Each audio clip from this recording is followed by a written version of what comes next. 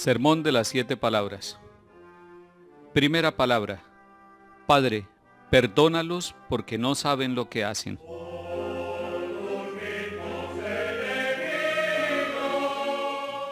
Nos cuenta la tradición que el dolor de la cruz de Jesús fue horrendo.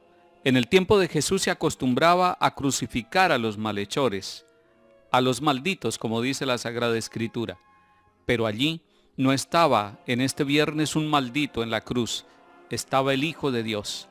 Sin embargo, todos los oyentes de esa tarde, todos los que estaban al lado de la cruz y aquellos que habían gritado, crucifícalo, crucifícalo, igualmente todos los guardias romanos y quienes habían torturado al hijo del carpintero, burlándose de él y diciéndole que si era cierto que era el rey de los judíos, se salvara a él mismo, ellos todos esperaban en la cruz de Jesús un grito desesperado. ¿Y por qué un grito desesperado? Por el dolor humano, por el dolor de las manos, por el dolor de los pies, por el dolor del alma ante tanta injusticia, ante tanta tortura, ante tanta humillación y tanto desprecio. Y sin embargo, desde la cruz de Jesús se escuchó una oración: Padre, perdónalos porque no saben lo que hacen. Algunos autores de la antigüedad dicen que al momento de la crucifixión era necesario cortarle la lengua a los crucificados, porque en medio de su dolor, de sus horrendos y atroces dolores, los crucificados maldecían el día de su propio nacimiento, maldecían a sus verdugos, a las mamás de los verdugos y a sus propias madres, e incluso escupían a los transeúntes y a los que pasaban por allí al ver ese espectáculo tan doloroso y horrendo del hombre clavado en la cruz. Todos estaban esperando una maldición que brotara de aquel que con su boca había enseñado: amen a sus enemigos y hagan el bien a los que los odian. Algunos decían: llegará el momento en que tiene que contradecir ese evangelio, porque ese evangelio es muy difícil de cumplir, es casi imposible de cumplir. ¿Cómo es que un hombre puede llegar a amar a los enemigos y hacer el bien a los que los odian? ¿Cómo es que puede un hombre orar por aquellos que les han hecho el mal? Y Jesús, en el Sermón de la Montaña, había enseñado a sus discípulos: a ustedes les enseñaron en el Antiguo Testamento que es necesario amar a los amigos y odiar a los enemigos. Sin embargo, Jesús les había dicho: yo les enseño algo nuevo, algo novedoso, algo con fuerza de amor. Amen a los enemigos y oren por quienes los persiguen. Qué buen mensaje, pero qué difícil cumplirlo. Qué buen mensaje, pero qué difícil realizarlo cuando nosotros en Colombia, en nuestras casas, en nuestro corazón, tenemos un palacio, un lugar y un refugio para el odio, para el rencor. Puede ser que haya depósitos de armas, puede ser que haya arsenales para la guerra, pero el mayor arsenal para la guerra lo tiene el hombre o la mujer que tiene un resentimiento y que tiene un rencor en su corazón. Jesús había enseñado: amen a los enemigos y oren por quienes los persiguen. La tarde del Viernes Santo, entonces, toda la turba, aquellos que habían gritado crucifícalo, crucifícalo, el mismo Pilato, Herodes, Caifás, el traidor Judas y todos los demás estaban esperando que Jesús cayera en la desesperación, que cayera en el rencor, que cayera en el resentimiento, que cambiara la buena nueva del amor y del perdón a los enemigos por una palabra de maldición, de tortura, de desquite, de venganza contra aquellos que no habían reconocido a la luz del mundo, que vino a los suyos y los suyos no lo reconocieron. Sin embargo, el amor es más grande que el dolor, y en el corazón de Jesús no hay un depósito para el rencor. En el corazón de Jesús hay una sobreabundancia, hay un torrente hay un mar detenido, hay un río represado, un río de amor, un río de misericordia, un río de perdón. Y por eso en el Viernes Santo, en la tarde del dolor, en la tarde de la cruz, el Evangelio sigue vivo desde la cruz. El Evangelio sigue proclamándose desde la cruz y Jesús no maldice, sino que ora. Un grito de oración y de misericordia, de perdón y de paz. Padre, perdónalos, porque no saben lo que hacen. Qué bueno que en el corazón nuestro en este Viernes Santo también hubiera un desarme. Qué bueno que aquellos que usan las armas para quitar vida, para vengarse, qué bueno que aquellos que toman el camino del negocio de la muerte y del dinero fácil, qué bueno que aquellos que hacen de su vida una vida al servicio del narcotráfico, que es un negocio de muerte, o de la guerra, que es un negocio de muerte.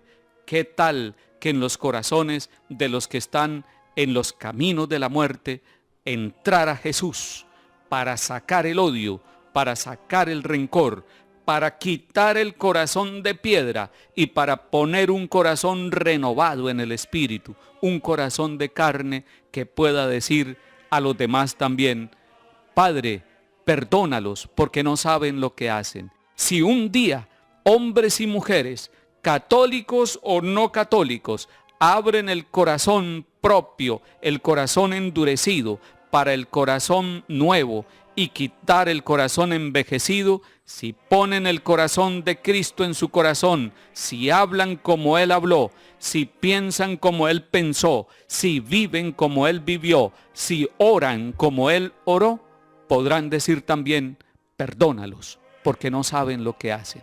Ese día los campos bañados de sangre y de masacres, ese día las herramientas puestas al servicio de la coca y del narcotráfico se pondrán al servicio de la paz, del progreso. Habrá escuelas, habrá colegios, habrá carreteras, habrá campesinos felices, habrá familias en paz, habrá reconciliación, habrá vida. El secreto de la paz lo pone Jesús desde la cruz. El secreto de la paz es la reconciliación desde el corazón.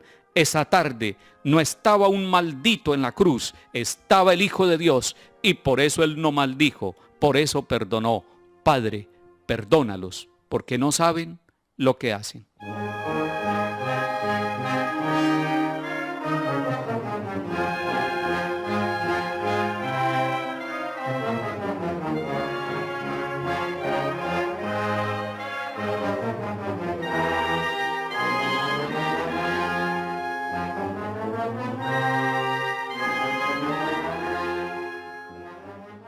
Segunda palabra. Hoy mismo estarás conmigo en el paraíso.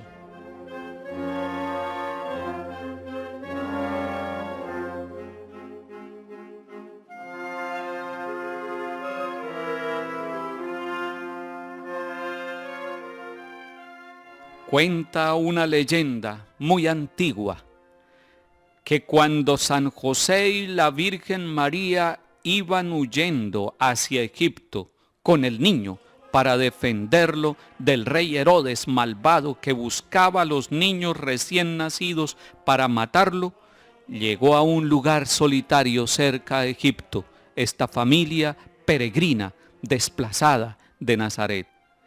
Y cuando encontraron una casa, pidieron un poco de agua para refrescarse ellos y para refrescar a su niño recién nacido.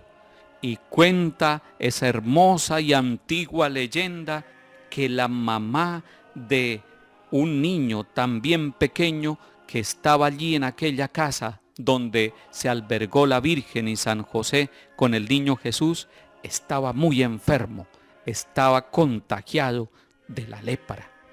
Y que la mamá de aquel niño enfermo le pidió a la Virgen María: déjeme bañar al niño enfermo que tengo aquí y que padece dolores en su piel con el agua que está usando para bañar a su niño hermoso, a ese niño que tiene que ser el Hijo de Dios.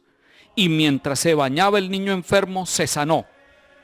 Y cuenta la historia que ese era Dimas, y que Dimas encontró a Jesús nuevamente en el camino de su vida, allá en la cruz. 2 ladrones fueron crucificados, 2 delincuentes crucificados, el uno a la izquierda y el otro a la derecha de Jesús, el Hijo de Dios. Y fueron crucificados por delitos, pero Jesús fue crucificado por decir él mismo que era el Hijo de Dios, el Hijo de Dios Padre. Y aquella tarde, Dimas, el niño curado, según aquella leyenda, Dimas, el que había extraviado su vida y su juventud como ladrón, aquel que por aquellos motivos de la oscura vida de hombres y mujeres tuvo que torcer su camino y volverse delincuente, estaba reconociendo allá en el fondo de su corazón una luz de esperanza, una luz de amor misericordioso, una luz para su vida que estaba tocando a su fin en medio de los delitos. Y por eso, leyendo lo que decía en la sentencia de muerte que tenía la cruz de Jesús, este es el Rey de los judíos, lo reconoce como Rey y le dice: Señor, acuérdate de mí cuando llegues a tu reino. El ladrón sabía que este no era el reino. El ladrón sabía que este mundo no es el lugar del Hijo de Dios, que el reino de Dios es el reino de los cielos, que el reino de los cielos es reino de justicia, es reino de paz, es reino de vida, es reino de gracia y de amor, de santidad y de justicia.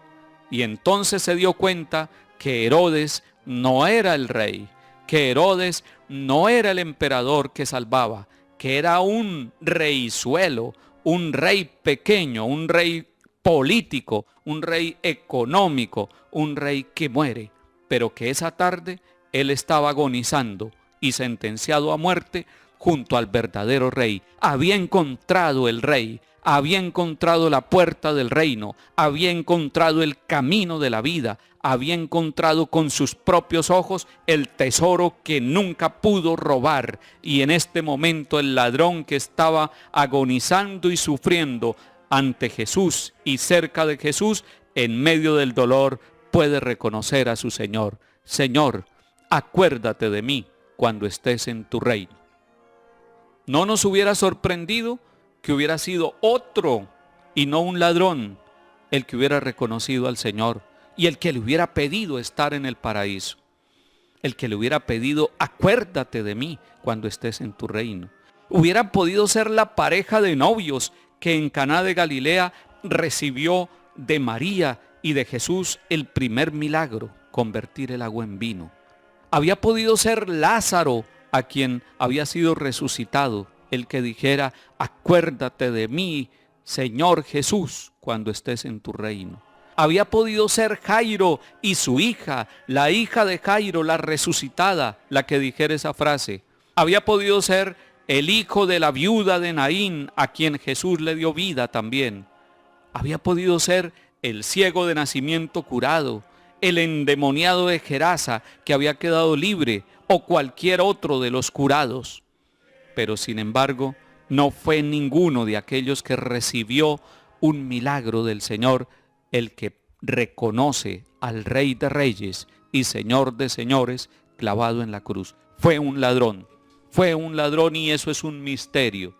Nos sorprendería que fuera este ladrón, porque el ladrón no estaba mirando sino los tesoros terrenos. Porque si uno de los que recibió un milagro hubiera gritado, nosotros posiblemente hubiéramos dicho: también los discípulos gritarán.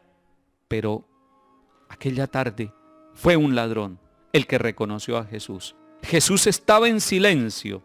Jesús había callado ante Pilato. Jesús no había hablado ante Herodes, pero este ladrón le robó la palabra a Jesús, lo hizo hablar, le tocó el corazón. Acuérdate de mí cuando estés en tu reino. Y Jesús abrió su boca para hablar y para darle la más consoladora respuesta que puede escuchar usted, que puedo escuchar yo, que puede escuchar nuestra familia y que podemos escuchar todos nosotros en vida y en el momento de la muerte. Jesús se inclinó hacia una tenebrosa vida de un ladrón, hacia una tenebrosa historia que estaba a su lado y le habló con palabras de poder y de consuelo. Te aseguro que hoy mismo estarás conmigo en el paraíso. Salvó al ladrón. Nadie antes que este ladrón, ni Moisés, ni Juan, ni la Magdalena, ni ninguno había recibido esa promesa. El primero fue este ladrón. Fue quizá la última oración del ladrón, o tal vez fue la primera oración de su vida, de este ladrón, pero la hizo a quien tenía que hacerla, y la hizo de corazón. ¡Qué misericordia tan grande! Jesús había dicho que el cuidador de las ovejas dejaba las 99 y se iba a buscar a la perdida. Jesús había dicho que no eran los sanos los que necesitaban el médico, sino los enfermos, y que Él venía a enseñarnos lo que el profeta ya había anunciado. Misericordia quiero y no sacrificios. La oveja perdida estaba allí, el enfermo estaba allí, y entonces escucha de parte de Jesús: hoy estarás conmigo en el paraíso. Dios tiene más ganas de salvarnos que nosotros mismos. Dios quiere que todos los hombres se salven y que todas las mujeres se salven y lleguen al conocimiento de la verdad. Dios quiere que lo conozcamos a Él en el amor y en el profundo de nuestro corazón.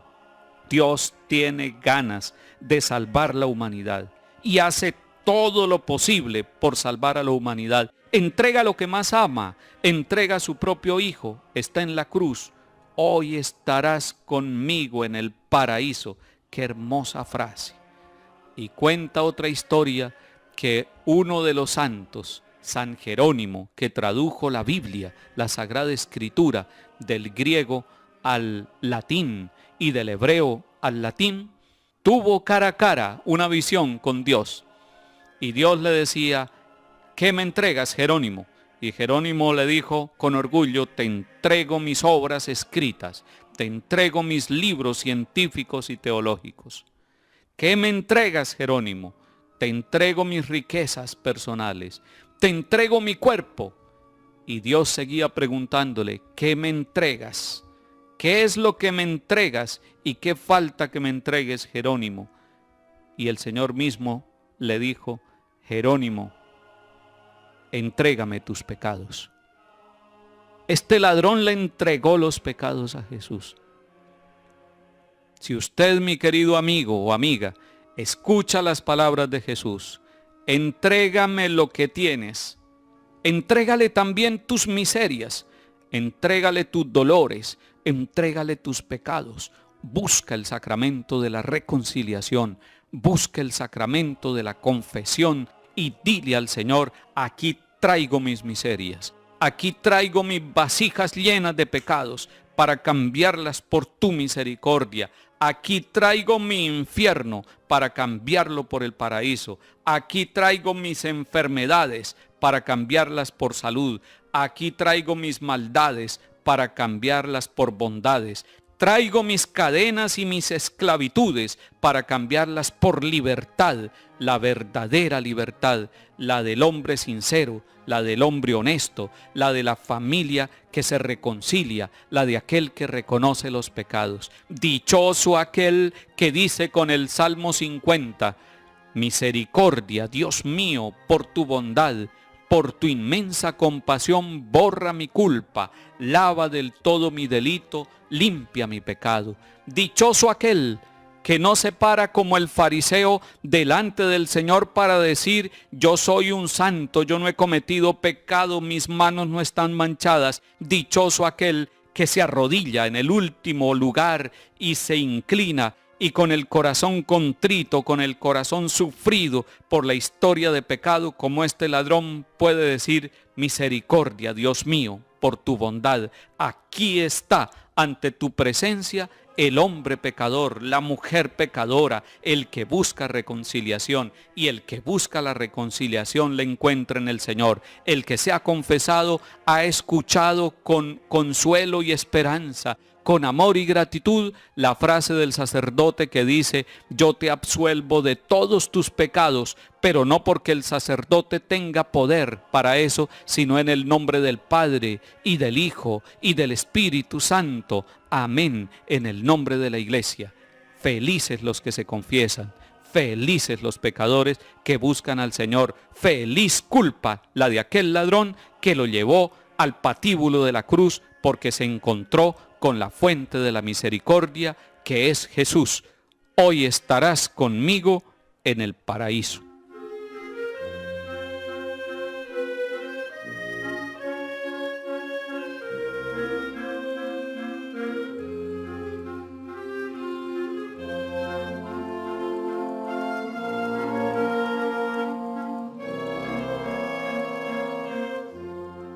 Tercera palabra. Mujer, he ahí a tu hijo. Hijo, he ahí a tu madre.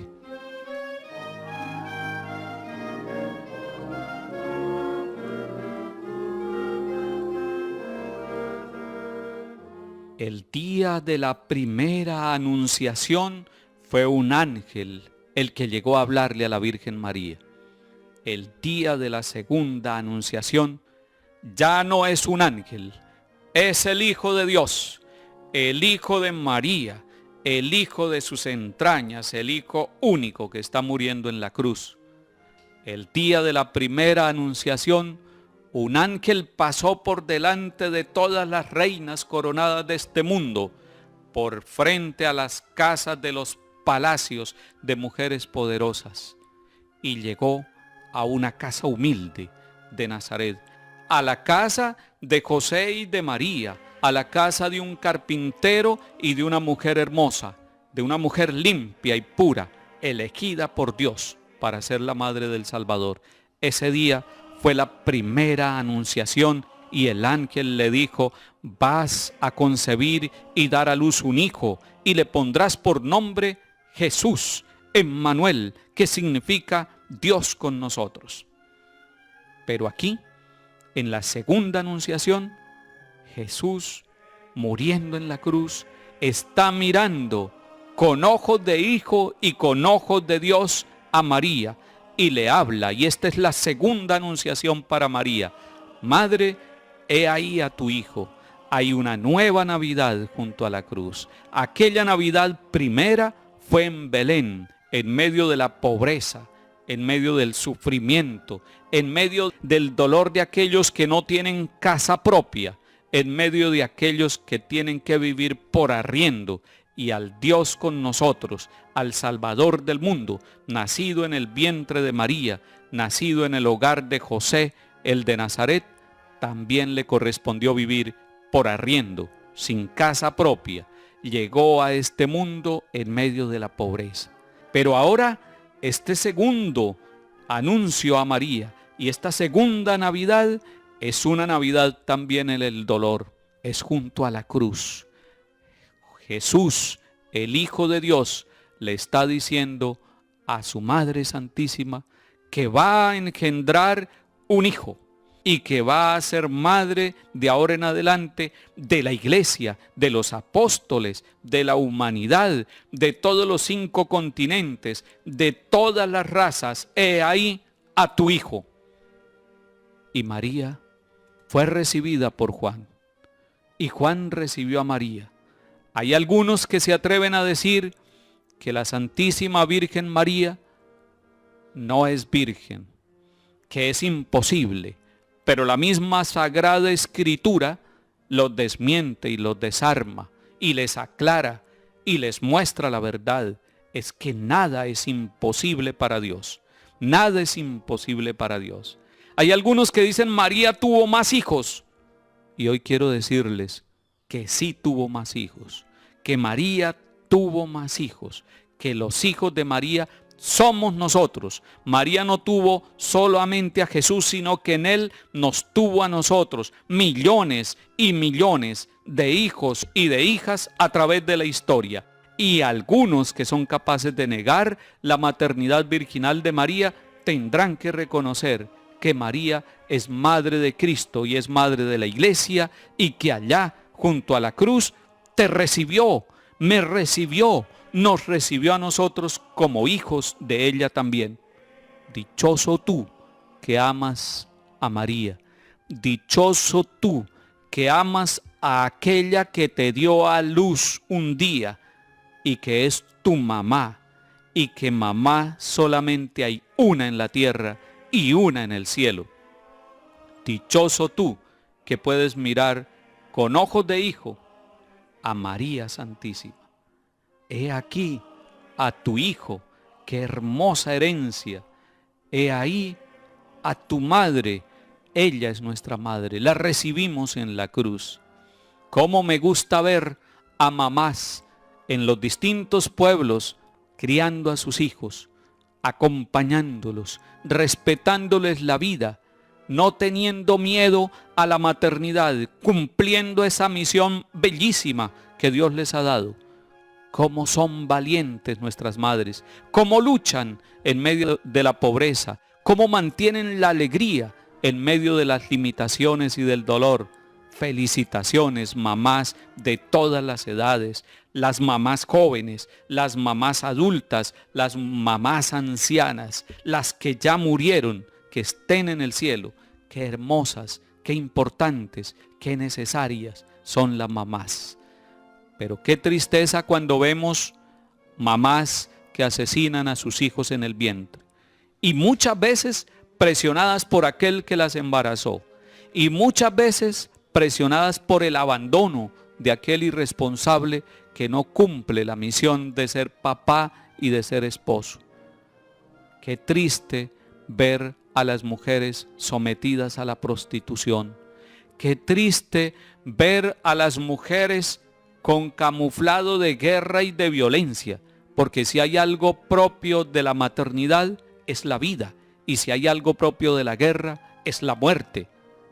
Yo prefiero a las mamás trabajadoras, a las mamás profesionales, a las mamás educadoras, a las mamás que respetan la vida, a las mamás que lo entregan todo, si es necesario, su propio corazón, su propio cuerpo, su salud y todo lo que tienen para cumplir la misión que Dios les ha confiado, la maternidad.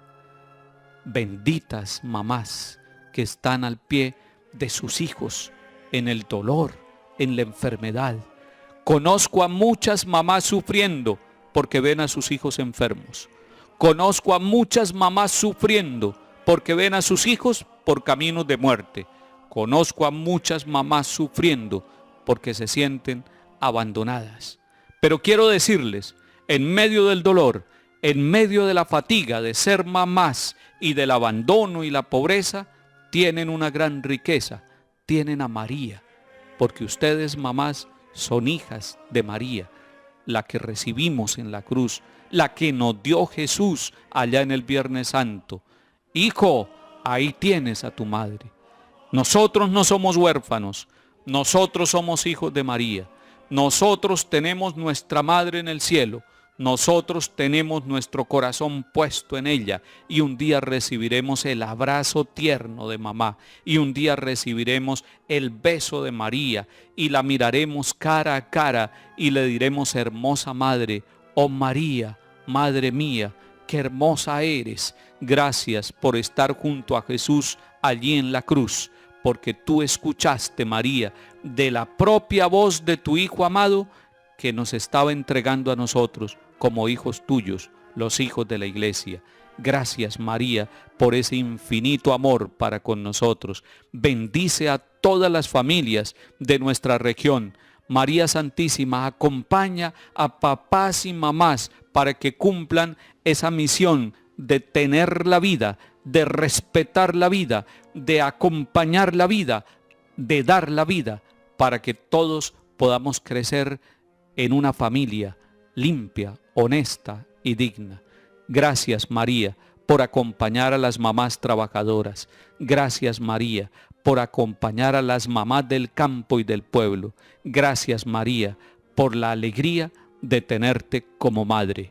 Bendita seas por siempre. Amén.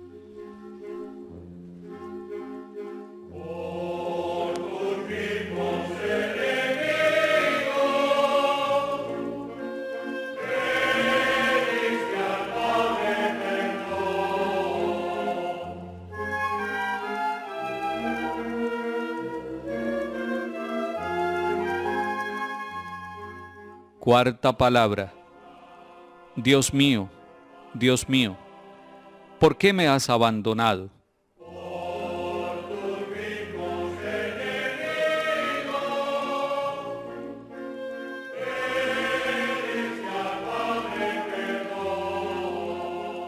Jesús está orando con el Salmo 21 en la cruz. Jesús está orando, Dios mío, ¿por qué me has abandonado? Está orando con la palabra, le está doliendo su cuerpo, pero él está orando.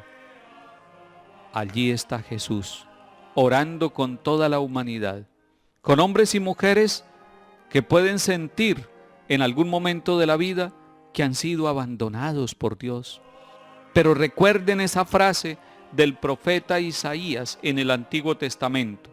Una madre podrá olvidarse del fruto de sus entrañas.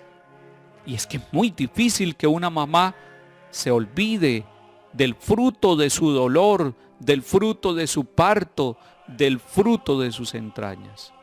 Pero si una mamá se olvida de su hijo, yo no te olvidaré jamás, dice el Señor Jesús. Yo no te olvidaré jamás. Y querido hermano o hermana, graba esa frase de Dios en tu corazón, grábala para siempre. Yo no te olvidaré jamás. Y lo está diciendo el Dios de la vida, el Dios de la misericordia, el Dios del poder. Entonces, ¿por qué Jesús está orando? Eloí, Eloí, lama sabactaní. Dios mío, ¿por qué me has abandonado? En el misterioso lenguaje hebreo, es un grito que expresa el misterio tremendo de un abandono. Jesús llamó a Dios, a su Padre. Qué contraste con la oración que nos había enseñado. Él nos había enseñado un día cuando los apóstoles le dijeron, enséñanos a orar. Les enseñó, Padre nuestro que estás en el cielo. Algo raro y misterioso sucedía en este abandono. La naturaleza humana de Jesús parecía separada de su Padre Celestial, parecía una naturaleza abandonada. Pero no lo estaba, porque Jesús pudo gritar, Dios mío, Dios mío. Todos sabemos que por momentos el sol desaparece y no da luz ni calor cuando las nubes lo tapan, pero más allá de las nubes está el sol.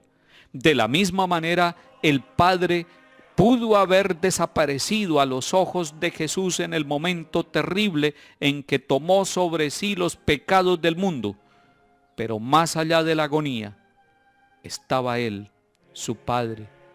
Pena y desolación de Jesús por cada uno de nosotros. ¿Será que nos daremos cuenta de lo terrible que es para la naturaleza humana vivir sin Dios? Vivir privados de sus auxilios, de sus consuelos, de su ternura y de su amor. Este abandono fue el acto supremo de reparación de Jesús por tres tipos de personas: los que abandonan a Dios, los que dudan de la presencia de Dios, los indiferentes delante de Dios. Realmente Dios no ha abandonado nunca su obra, su creación, sus hijos. Somos nosotros los que abandonamos a Dios, los que dudamos de la presencia de Dios y nos desesperamos. Un día hablando con una mamá me decía, estamos muy tristes y desesperados porque tenemos muchas deudas. Y sin embargo ella misma me contaba que tenían 4 hijos y que todos han podido estudiar, que tienen casa propia, que tienen empleo, que tienen buena salud. Y entonces lo que hay ahí, en el fondo, es ingratitud. No es abandono de Dios, es ingratitud con Dios. Porque si teniéndolo todo, si teniendo hijos sanos, si teniendo una casa, si teniendo un empleo, si teniendo cómo vivir, cómo comer dignamente, nos sentimos abandonados de Dios, si eso es así, lo que hay es en el corazón ingratitud. No sea ingrato con Dios, no abandone a Dios. Usted no puede vivir un momento sin Dios. A nosotros nos pasa, como dijo Jesús en el capítulo 15 de San Juan, como las ramas del árbol de uva, de la vid. No podemos vivir despegados del tronco. Es por el tronco por donde pasa toda la savia, toda la vida. Si nos despegamos del tronco, no podemos dar fruto, nos secamos y nos echan al fuego. Y por eso Jesús dice, sin mí nada pueden hacer. No estamos abandonados de Dios. Todo lo que hacemos, incluso en medio del sufrimiento, está Dios con nosotros.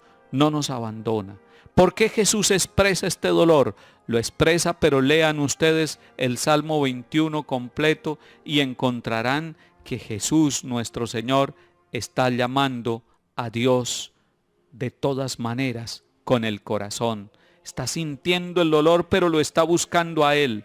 Qué bueno que nosotros en medio de nuestros sufrimientos también, en medio de nuestros dolores, pudiéramos tener el corazón dispuesto para buscarlo a Él, para mirarlo a Él, para buscar el corazón del que nos puede consolar. Como busca la sierva torrentes de agua, así mi alma te busca, a ti, Dios mío. Buscad al Señor, dice el salmista, buscad al Señor y revivirá vuestro corazón. Puede ser que no haya escuelas adecuadas, o que haya escuelas pero abandonadas, sin unidades sanitarias, con pocos profesores. Puede ser que nuestras carreteras no nos permitan llegar con una ambulancia. Puede ser que no haya un hospital en nuestro corregimiento. Puede ser que haya injusticias en nuestra tierra, pero no estamos abandonados de Dios. Dios sufre con nosotros. Dios acompaña nuestro sufrimiento. Dios vive y muere con nosotros. Dios está en esa casa pajiza, en esa casa de cartones, en ese lugar donde hay una olla para el arroz, donde hay pobreza, pero hay una confianza puesta en el Dios de la vida, en el Dios pan, en el Dios que acompaña. Padre, gracias porque no me has abandonado. Gracias, Padre, por mi hogar. Gracias, Padre, por mis manos. Gracias por mis ojos porque puedo ver. Gracias por la inteligencia que me has dado. Gracias por mis pies. Gracias incluso por mis dificultades y por mis luchas de cada día. Gracias porque siento todos los días el deseo de levantarme para agradarte, para buscarte, para encontrarte, para sentir tu voz, para sentir tu ánimo. Gracias porque en la vida y en la muerte tú eres mi Padre. Padre, me pongo en tus manos. Haz de mí lo que quieras. Sea lo que sea, te doy gracias. Lo acepto todo con tal de que tu voluntad se cumpla en mí y en todas tus criaturas. No deseo nada más, Padre. Te confío mi alma, te la doy con todo el amor de que soy capaz, porque te amo y necesito darme a ti, entregarme sin medida, con una confianza infinita, porque tú eres mi Padre. Amén.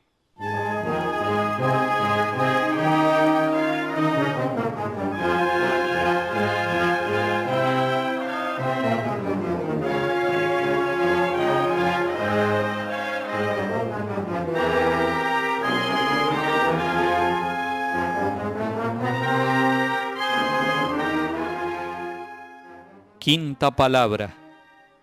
Tengo sed.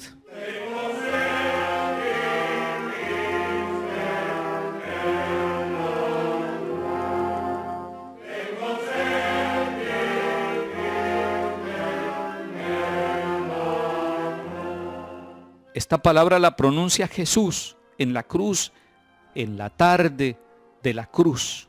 Ha sido azotado, ha sido torturado, ha caminado con la cruz, sus manos y sus pies están clavados. Es normal, es natural que el cuerpo se deshidrate. Es normal que un enfermo tenga sed. Es normal que un agonizante quiera refrescar sus labios, su lengua, su garganta. Y Jesús está sufriendo. Su cuerpo se está deshidratando. Su dolor llega al extremo. Tengo sed. Recuerden ustedes, queridos amigos, que Dios conoce nuestra sed, que Dios conoce la sed de Dios que tenemos, la sed física que tenemos. En nuestra región hay muchos pueblos que no tienen agua potable. Hay muchos pueblos que tienen que transportar el agua desde distintos lados, que deben llevar en unas vasijas y en burros el agua para los alimentos. Escasea el agua y sin embargo el agua abunda. Estamos en la tierra del agua, estamos en Colombia y una serie de quebradas y de ríos que riegan nuestra geografía. Pero el agua es un don de Dios y hay que cuidarla. El agua es un recurso no renovable. Es necesario cuidar las fuentes de agua. Es necesario que haya justicia en nuestros gobernantes para que llegue el agua a las escuelas y colegios, para que llegue el agua a las veredas y corregimientos, para que todos los barrios de nuestras ciudades tengan agua, porque Dios creó el agua, nos dice el libro del Génesis.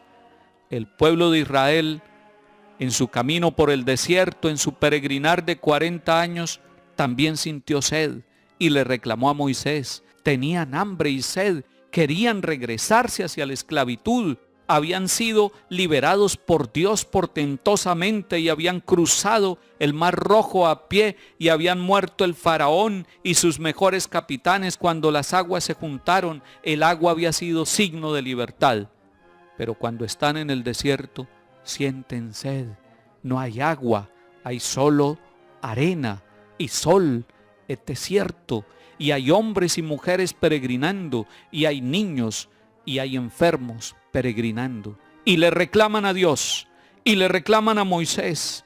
Y Moisés, el líder, el llamado por Dios, el enviado para conducir al pueblo, siente la tristeza de un pueblo que se olvida de los portentos de Dios. Y le reclaman a Moisés. Y Moisés convierte el reclamo del pueblo en oración y ora por el pueblo. Y Dios le dice en la oración a Moisés: este pueblo se olvida de todo lo que le he dado. Este pueblo se olvida de mi misericordia. Y es posible que nosotros en medio de la sed física nos olvidemos de Dios. El pueblo recibe un signo. Moisés toca la roca y de esa roca brota el agua en el desierto. Y entonces el pueblo siente el deseo de bendecir y de alabar a Dios y siente el arrepentimiento de haberse desesperado creyendo que Dios los había abandonado. Después, en el agua del Jordán, Juan el Bautista bautiza un día al autor del nuevo bautismo, a Jesús de Nazaret. Por eso el bautismo en nuestra iglesia es un bautismo en la niñez, para dar agua fresca a aquel que ni siquiera sabe quién hizo el agua, ni cómo la hizo, pero que la necesita. Y así como el niño necesita el agua para su cuerpo, para sus alimentos, para calmar la sed, también necesita el bautismo. Dichosos papás y mamás que bautizan a sus niños en la infancia. Dichosos papás y mamás que asean a sus hijos, que vacunan a sus hijos, que cuidan a sus niños pequeñitos que no conocen de vacunas, que no conocen de estudio, que no conocen de jabón y de talco, que no conocen de cariño, pero que lo necesitan. Así también los niños necesitan el agua pura, el agua refrescante, el agua bendita del bautismo en la iglesia. Dichosos los papás que bautizan a sus hijos porque les calman la sed del alma desde la niñez. Jesús está en la cruz gritando, tengo sed. Le acercan una esponja mojada con vinagre. Le dan al Hijo de Dios no agua, sino vinagre. No hay una roca que se abra para él. Es su costado el que se va a abrir para la humanidad. Y después de muerto, la lanza del soldado atraviesa su corazón y de allí brota sangre y agua, Eucaristía y bautismo. Pero Jesús tiene sed. Junto al pozo de Jacob, Jesús se había encontrado con una mujer samaritana y le había dicho, dame de beber. Era el mediodía también en el desierto y Jesús tenía sed, pero terminó dándole a esa mujer el agua que salta hasta la vida eterna. Mujer, si conocieras el don de Dios y quién es el que te pide de beber, tú le pedirías a él y él te daría un agua viva, un agua que salta hasta la vida eterna. Pero Jesús tiene sed, tuvo sed de la fe de esa mujer, de la salvación de esa mujer. Dichosos los que tienen hambre y sed de ser justos. La madre Laura Montoya Upegui, mujer de nuestra raza, mujer colombiana, mujer católica, mujer misionera, maestra educadora, que un día dijo, tengo sed también de anunciar a Cristo, tengo sed de ser misionera, tengo sed de evangelizar a los indígenas, a los afros, tengo sed de llevarle a los que no han conocido el agua de Cristo, tengo sed de ir a hablarles de los sacramentos, de la palabra de Dios, del amor de Dios y de la Virgen María, tengo sed de llevar la salvación y la buena noticia a los más pobres. La madre Laura tuvo sed y esa sed la calmó siendo misionera. Jesús tenía sed en la cruz, sed de salvación, sed de darnos vida a nosotros, tenía sed de nosotros, de nuestra vida, tenía sed de que los jóvenes calmen la verdadera sed, de que los niños calmen la sed y encuentren la frescura del agua en la familia. Tenía sed Jesús de la humanidad entera, estaba sediento de perdón, de vida nueva, de salvación, y Jesús sigue sediento. Y si usted quiere ayudar a calmar la sed de Jesús, venga y beba de él, beba de su costado, aliméntese con su cuerpo y con su sangre, aliméntese con su palabra, llénese de la fuerza viva del bautismo y lleve el tesoro del agua en su vida, con su palabra, con su forma de vivir, con su servicio, en la fábrica, en la oficina, en el carro, en el campo, en el pueblo, en el taller, donde usted esté, hombre o mujer, sea portador del agua viva de Jesús, porque Jesús tiene sed de la humanidad, quiere refrescar a la humanidad, pero tiene sed de corazones abiertos y con fe para poder él entrar y hacer el milagro de la salvación en cada uno de nosotros. Jesús sigue teniendo sed y usted y yo podemos calmar la sed de Jesús anunciando la buena nueva y llevando el agua fresca del Espíritu de Dios a quien lo necesita.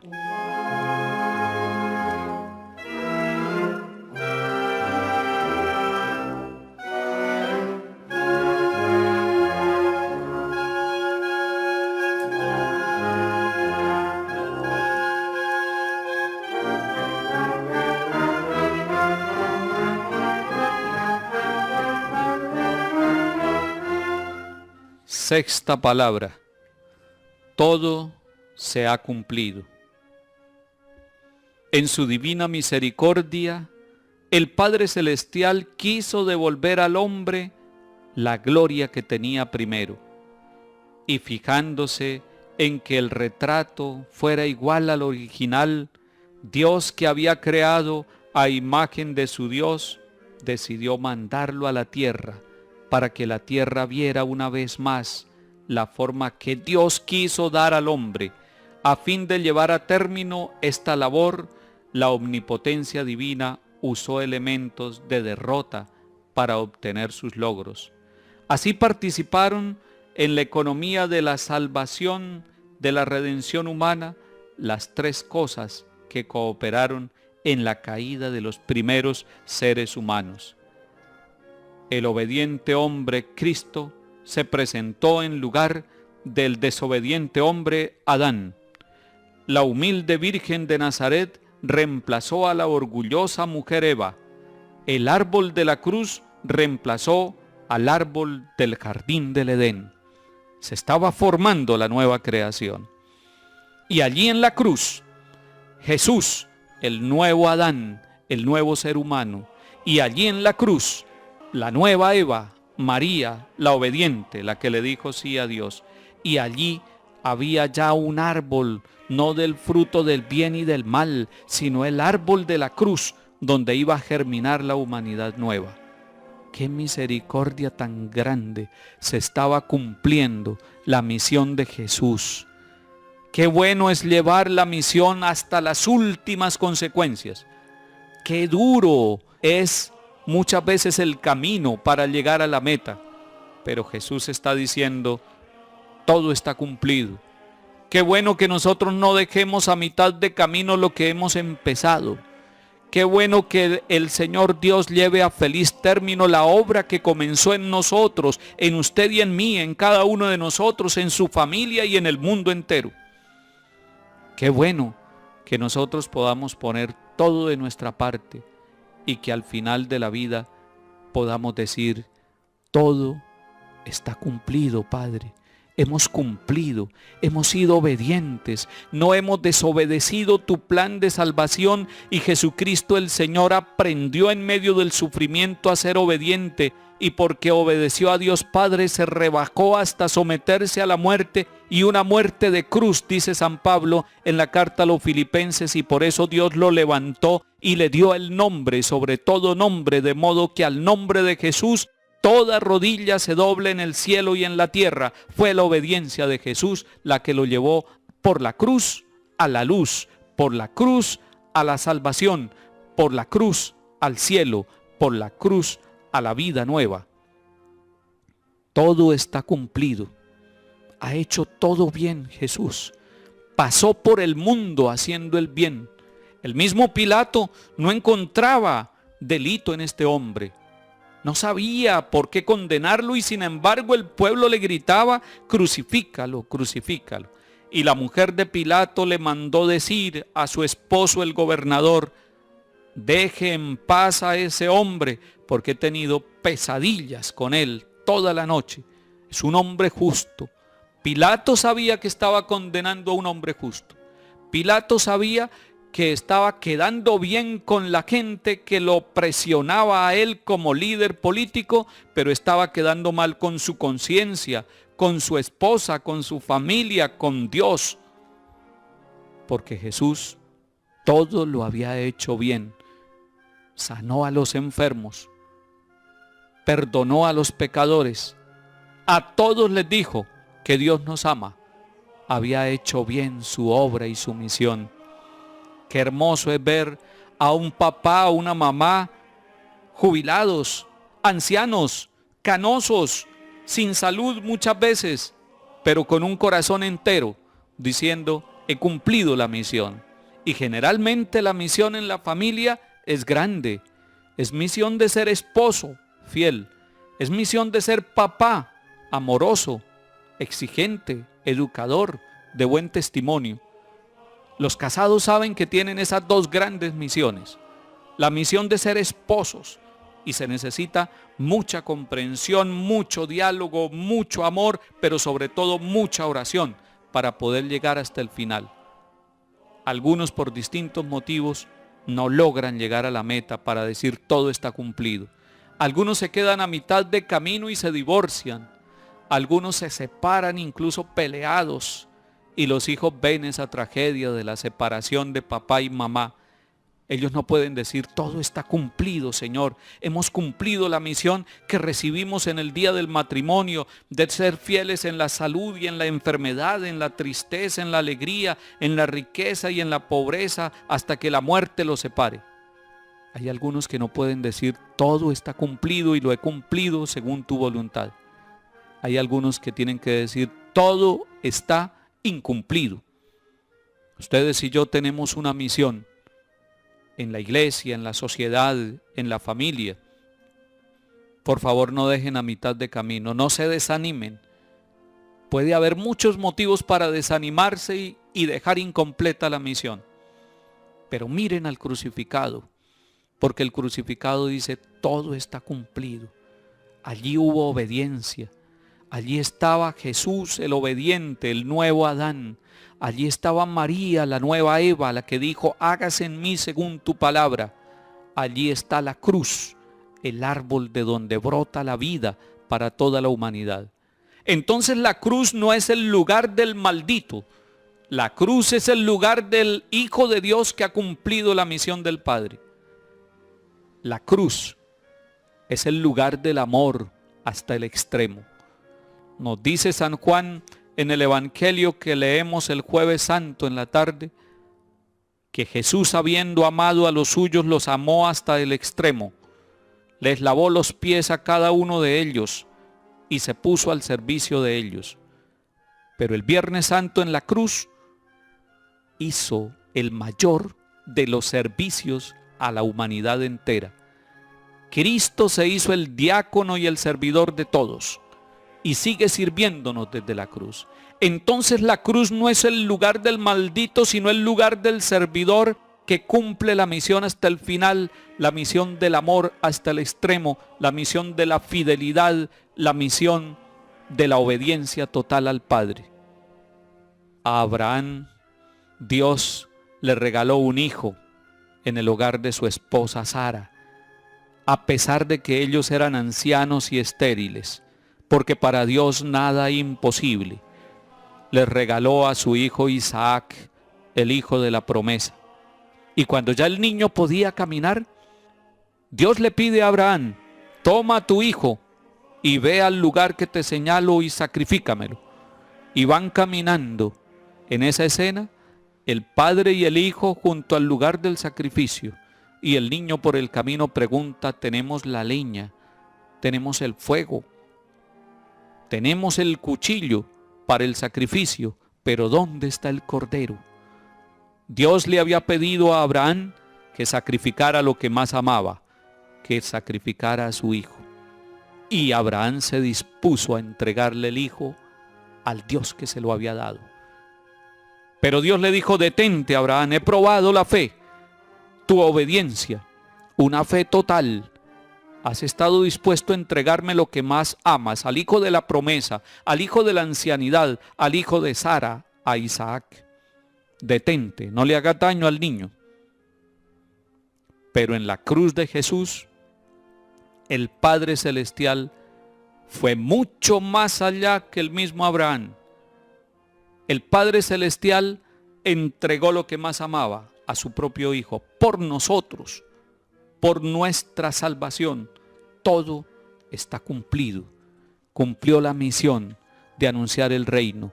Cumplió la misión de llamar a sus discípulos, a Pedro, a Santiago y a Juan. Cumplió la misión de fundar la iglesia, pueblo nuevo de Dios. Cumplió la misión de enviarles el Espíritu Santo en Pentecostés, de darnos una madre en la Santísima Virgen María. Cumplió la misión en sus pocos años. Qué bueno que nosotros cumplamos nuestras misiones.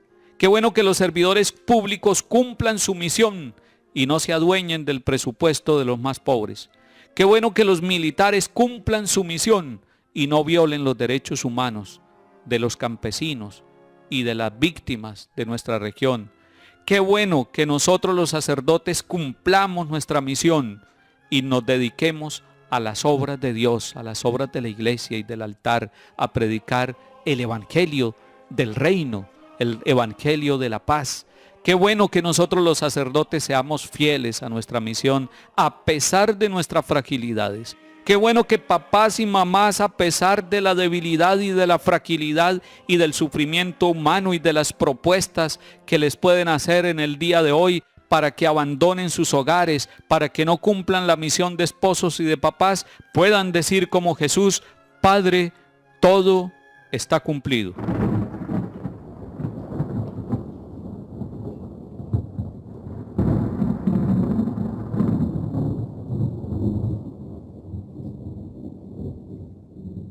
Séptima palabra.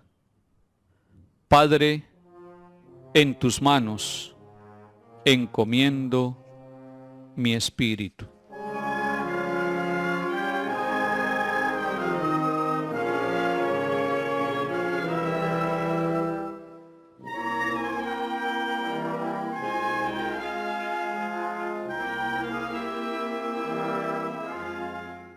Es la agonía de Jesús.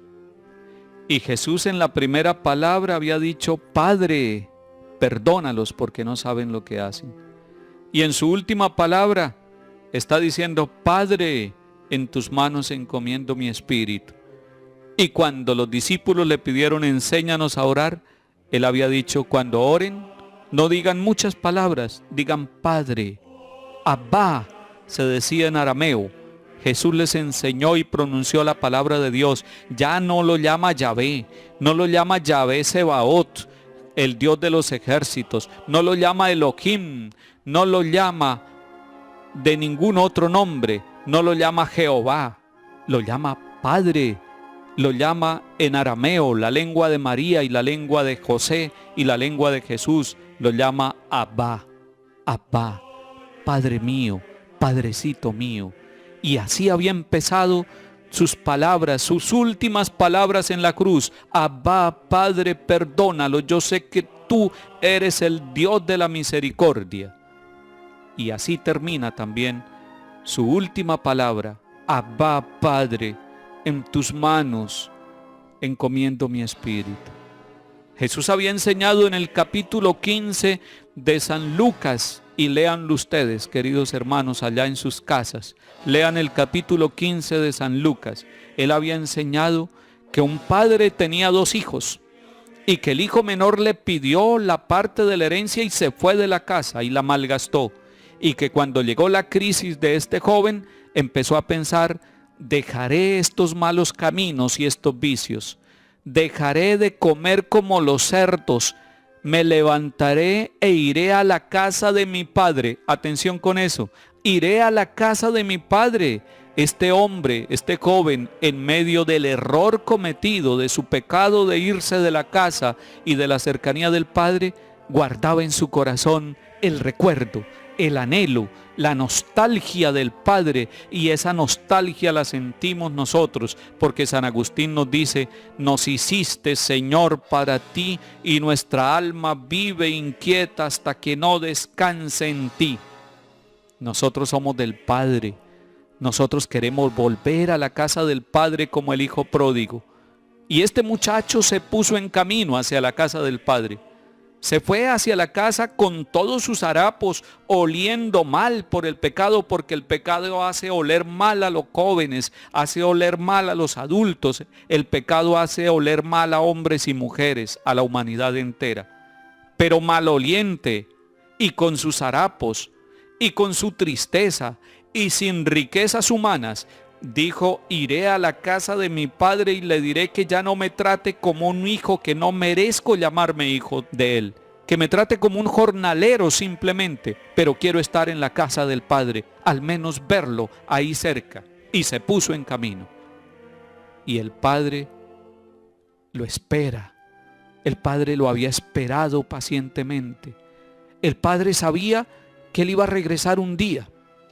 El Padre sabía que su hijo algún día recordaría su amor y su ternura de padre. Y entonces por eso lo espera con amor.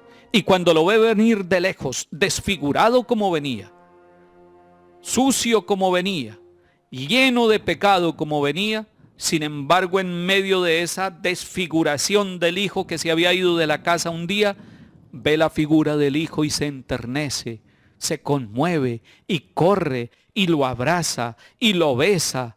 Y el hijo empieza su discurso: Padre, he pecado contra el cielo y he pecado contra ti. Y sin embargo el papá lo interrumpe con besos, con ternura, con abrazos, con misericordia, y manda que le pongan sandalias nuevas para que deje de caminar esos senderos de pecado, y que le pongan un anillo nuevo de fidelidad y de bendición, y que le pongan una túnica nueva como el día del bautismo. Una vida nueva empieza para este muchacho y empieza la fiesta y manda matar el cordero cebado y empieza la fiesta de la misericordia en la casa del Padre. Ese es Dios, ese es nuestro Padre, ese es el abrazo que usted y yo necesitamos. Ese es el Padre que el Señor en la cruz nombra en su primera y en su última palabra. Padre, en tus manos encomiendo mi espíritu. Abba. Qué bueno que nosotros también le digamos a Dios, Padre, Padre mío, Padre nuestro. Qué bueno que nosotros también sintamos la ternura de Dios hasta en el momento final de nuestra agonía. Pero qué bueno que nosotros descubramos a Dios como Padre en toda nuestra vida. Si un joven descubre a Dios como Padre, cambia su vida. Si un niño sabe que Dios es Padre y que Dios no es un terrible castigador ni vengador, le tiene confianza al Padre de los cielos. Si un adulto, si un casado descubre a Dios como Padre, no quiere ofenderlo, se abraza en la ternura con Dios Padre y sabe orarle y sabe ponerle en sus manos su vida. Cuando nosotros damos un paso hacia la casa de Dios, Dios nos sale al encuentro y nos gana con su amor, con su ternura y con su abrazo. Él nos está esperando. Él te espera a ti, que me escuchas hoy. Yo como obispo quiero decirte que el Señor Dios Padre te espera. Espera, hermano que estás en la Bacrim, hermano que estás extorsionando a otro hermano, hermano que hace mucho no te has confesado, hermano que estás llevado en los vicios, tú que tienes aquel otro problema, el alcoholismo, la drogadicción, que estás viviendo en el desorden de la vida sexual o económica, tú que estás metido en esa tragedia del narcotráfico, que eres guerrillero o eres paramilitar, que eres deshonesto o corrupto, tú también eres el Hijo de Dios Padre y te lo digo como obispo, déjate abrazar por la ternura de Dios, déjate abrazar por el Abba, deja que entienda tu corazón y tu mente, tu espíritu y tu alma, esta última palabra de Jesús: Padre, en tus manos encomiendo mi espíritu. Encomienda tu vida a las manos de Dios Padre. No te dejes llevar por el demonio. No camines hacia el infierno, camina hacia el cielo, camina hacia el paraíso. Repite en tu corazón: yo tengo un Dios que es Padre y mi Padre me ama, y volveré a la casa de mi Padre y recibiré su amor y su ternura y su bendición. Padre, en tus manos encomiendo mi espíritu. Jesús está encomendando toda su vida, toda su obra, todo su dolor y todo su amor al Padre. La vida tuya y la vida mía, la vida del niño que hoy ha nacido. ¿Qué le esperará a ese niño? Le espera la casa de Dios Padre. No temas, no temas. No temas, papá o mamá, no temas, joven que estás estudiando, que estás en la universidad. No temas, obrero, que te has quedado sin empleo. No temas, obrero, que tienes enfermedades. No temas, hombre o mujer, que tienes pecados. Vuelve a la casa de Dios Padre. Esa es la conversión. Mira hacia la casa de Dios Padre y ponte en camino. No te dejes llevar por el maligno que te dice que no vas a ser perdonado, que te van a regañar, que Dios te va a castigar. Ese no es el Dios que predica la Iglesia Católica. No es un Dios castigador, es un Dios Padre, un Dios Abba, el Dios de la misericordia, el Dios de Jesucristo. Ven a la casa de Dios Padre, retorna al amor de Dios. Ya no puedes vivir más tiempo sin Dios. Ya no dejes que el maligno te engañe. Ya no dejes que te digan que sin Dios puedes vivir y que tú eres poderoso y que tú puedes conquistar el mundo, el cielo y la tierra. Es mentira. Vanidad de vanidades, solo vanidad. Lo único que queda en el corazón es la confianza y el amor que ponemos en Dios Padre. Y por eso Jesús, sinceramente y de corazón, está diciendo: Padre, en tus manos encomiendo mi espíritu. Abraza los pies de Jesús que están clavados en la cruz. Mira el rostro de Jesús ensangrentado. Míralo a Él. ¿Por qué no tiene rencor? ¿Por qué no tiene odio? ¿Por qué está cumpliendo la misión? ¿Por qué está lleno de amor en medio de tanto ultraje y de tanto maltrato? porque sabe que tiene un Dios que es Padre. Acércate al altar de la Eucaristía. Acércate a la palabra de Dios y ora. Acerca a tus hijos, a tus familiares. No permitas que tu familia se aparte de Dios Padre. Tu familia no es huérfana. Tiene a Dios como Padre y tiene a María, una de nuestra raza, como madre, porque Jesús en la cruz nos la dio como madre. Vuelve el rostro hacia Dios. Vuelve el rostro hacia la cruz. Cuenta la historia que aquel hombre que estaba junto a la cruz de Jesús, cuando escuchó el terremoto, cuando escuchó el sonido estridente de la muerte en ese Calvario, cuando el velo del templo se rompió en dos, cuando se oscureció a media tarde el universo, que este hombre expresó: realmente, este era el Hijo de Dios. Demasiado tarde se dio cuenta. No dejes que sea demasiado tarde. Nunca es demasiado tarde. Y hoy es el momento de salvación y de alegría. Dios es tu Padre. Dios es tu Abba. Padre, en tus manos encomiendo mi espíritu.